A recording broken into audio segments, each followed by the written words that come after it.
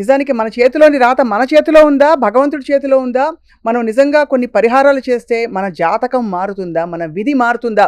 ఈ ప్రశ్నలకి ఎప్పుడూ ఒక అన్వేషణ సాగుతూనే ఉంది. వీటికి సరైన పరిష్కారంతో కూడిన సమాధానాలు చెప్పిన మహర్షి డాక్టర్ రమణయోగి లాల్జీ. వీరితో ఇవాళ కొన్ని మౌలిక విషయాల గురించి మాట్లాడదాం. అసలు అదృష్టం అంటే ఏంటి? నిజంగా ఒక రాయి 9 రోజుల్లో మన జాతకాల్ని, జీవితాల్ని మార్చేస్తే మరి అందరికీ ఈ రాయి అందుబాటులోకి ఎందుకు రావట్లేదు? వాళ్ళకి ప్రాప్తం లేదా?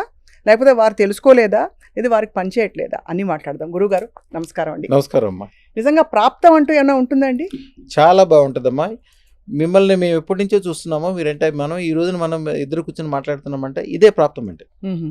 మీరు ఎవరో నాకు తెలుసు, నేను ఎవరో మీకు తెలుసు, కానీ ఈ రోజు కూర్చుంటున్నాను. ప్రతి ఒక్కటి అదృష్టం లేనిదే. మీకు ఎంత గొప్పదనం ఉండొచ్చు, ఎంత డబ్బులు ఉండొచ్చు, ఎంత శక్తి ఉండొచ్చు, ఎంత చదువుకుని ఉండొచ్చు, ఎంత ఉన్నప్పటికీ అదృష్టం ఆవగించలేకపోతే వాళ్ళ జీవితం అసలు చూడడానికి కూడా కనిపించకుండా అయిపోతుంది. అదృష్టం ఉంటే ఎంత చిన్నవాడు కూడా చాలా పెద్దోడు అవుతాడు. అద్దెంట్లో ఉండి నెలకి అద్దెలు కట్టలేక చాలా ఇబ్బంది పడేవాళ్ళు నా దగ్గరకు వచ్చిన వాళ్ళు, లేకపోతే చనిపోదామని వచ్చిన వాళ్ళు అదృష్టతను పెట్టుకున్నాక కొన్ని రోజుల తర్వాత తిరిగి వచ్చి కారు, మేడ, వ్యవహారం అన్నీ భార్య పిల్లలతోటి బంధువుల్ని తీసుకొచ్చి అందరినీ మేము ఇంత బాగా పెట్టడానికి మీరే కారణం అని చెప్పి మీరు నా వీడియోస్లో కూడా చూడొచ్చు. మా అదృష్ట ఛానల్ ఒకసారి ఓపెన్ చేసి చూస్తే కనిపిస్తుంది.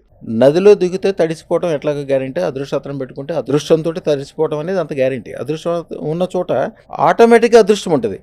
అదృష్టం అనేదే మెయిన్ అంటాను నేను. అసలు మనిషి పుట్టుకకి అదృష్టానికి సంబంధం ఏంటని మీరు అడగచ్చు. ఒక భార్యాభర్తలు కలిసినప్పుడు కొన్ని కోట్ల జీవశక్తులు అంటే స్పెరం అంటారు కదా, కొన్ని కోట్లు దాంట్లోంచి ఒకే ఒక స్పెరము మనిషిగా మారుతుంది. అవును, ఆల్రెడీ మీరు ఎంతో అదృష్టవంతులైతేనే మీరు మనిషిగా పుట్టారు. మీ మనిషిగా పుట్టిన తర్వాత మీకున్న చాలామందికి వాళ్ళ శక్తులు మొత్తము, వాళ్ళ అదృష్టం మొత్తం అక్కడే ఖర్చు అయిపోతుంది. తర్వాత మీరు బిల్డ్ చేసుకోవాలి. బిల్డ్ చేసుకోవడానికి అదృష్టరత్నం అనేది ఒక అద్భుతమైన విషయం. ఇంకా చాలా విషయాలు ఉన్నాయి. పూజ, యజ్ఞము, ఇప్పుడు కొన్ని వందల సంవత్సరాలు యజ్ఞం చేసుకుంటారు, హోమాలు చేస్తారు, గుళ్ళు కట్టిస్తారు, గోపురాలు కట్టిస్తారు. ఇవన్నీ నెమ్మదిగా మీకు కాకపోతే మీ తర్వాత తరాలుగా పనికొస్తాయి.